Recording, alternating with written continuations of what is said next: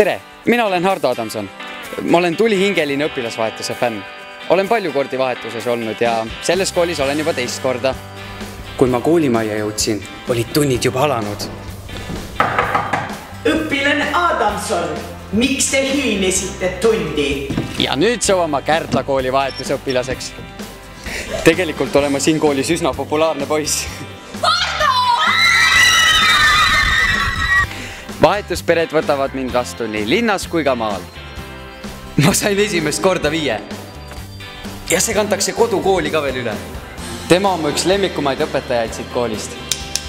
Ega sa ei ole unustanud, et homme on kontrolltöö? Ei ole. Ja see kool siin on sama suur kui minu enda pere. Ja siin koolis olen juba 3. korda. See on minu sõber Sergei. Я записал тебе на соревнование по борьбе, которые вот-вот начнутся. Tada, keelepraktika on siin päris hea, kuid ma ei saa veel päris täpselt kõigest aru.